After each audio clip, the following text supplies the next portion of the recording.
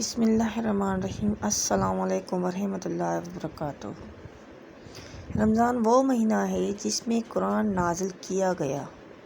سورہ بقرہ آیت نمبر 185 میں بتایا گیا ہے کہ اس منتھ میں قرآن مجید نازل ہوا ہے۔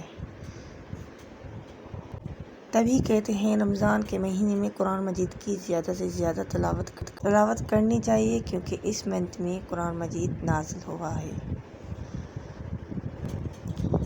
میں اللہ رب العزت سے اپنے گناہوں کی معافی مانگتا ہوں، جس کے سوائے کوئی سچا معبود نہیں۔ وہ ہمیشہ سے زندہ اور قائم ہے اور میں اسی سے توبہ کرتا ہوں۔ اس چینل میں قرآن مجید کی ٹرانسلیشن بتائی جاتی ہے، اردو میں میننگ بریف کی جاتی ہے قرآن مجید کی۔ اگر آپ نئے ہیں اس چینل میں تو اس چینل کو سبسکرائب کر دیجیے گا، لائک کر دیجیے گا، شیئر کر دیجیے گا۔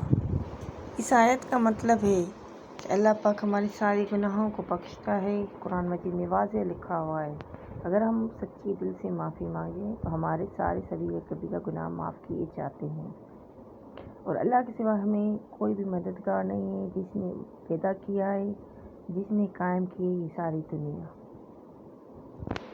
بے شک اللہ کارساز ہے۔ وہ جب کسی بات کا فیصلہ کرتا ہے تو کہتا ہے کہ ہو جا، اور بس وہ ہو جاتی ہے۔ یعنی اللہ کے حکم سے ہو جاتا ہے سب کچھ۔ جس کام کو اللہ کہے کن فیکون، یعنی تم ہو جا۔ یہ سورہ مریم میں لکھا ہوا ہے، آیت نمبر ہے 35۔ بے شک یہ پوری کائنات اللہ کریم کے حکم سے ہی چلتی ہے۔ اللہ رب عز و جل جب جو حکم فرماتے ہیں وہ ہو جاتا ہے۔ ہم بندوں کی کوئی حیثیت نہیں کہ ہم کچھ اپنی مرضی سے کر سکیں۔ اللہ پاک ہمیں اچھے کاموں کی ہدایت دے۔ اس رمضان کے صدقے ہم سب کو اپنی پسندیدہ راہ پہ لے کر جائے، آمین ثم آمین۔ نیکسٹ آیت ہے، تمام تعریفیں اللہ ہی کے لیے ہیں۔ بے شک ساری تعریفیں اللہ پاک کے لیے ہیں، جس نے یہ کائنات پیدا کی ہے۔ وہ اپنی رحمت سے جس کو چاہتا ہے خاص کر لیتا ہے، اور خدا بڑا فضل کا مالک ہے۔ بے شک جس کو وہ چاہتا ہے اس پہ اپنا کرم کر لیتا ہے۔ فقیر سے بادشاہ بنانے والا بھی اللہ ہی ہے، اور ساری حکمرانی اسی کے ہاتھ میں ہے۔ اللہ ہمیں اس رمضان کے صدقے اپنے فضل سے نواز دے، آمین ثم آمین، اور ہم سب کی اپنی اپنی خواہشیں پوری ہو جائیں۔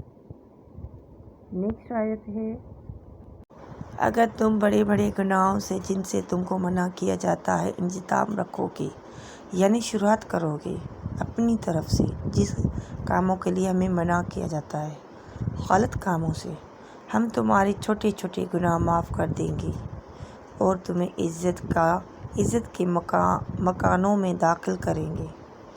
یعنی اللہ پاک ہمارے سارے گناہ، قرآن مجید میں واضح لکھا ہے، جو ہمیں منع کرتے ہیں وہ بھی ہم کام کرتے ہیں، اور نہ اس کے باوجود اللہ پاک ہمیں معاف کر دیتے ہیں سارے گناہ میں، پھر بھی اللہ پاک ہمیں عزت کی مقام دیتے ہیں۔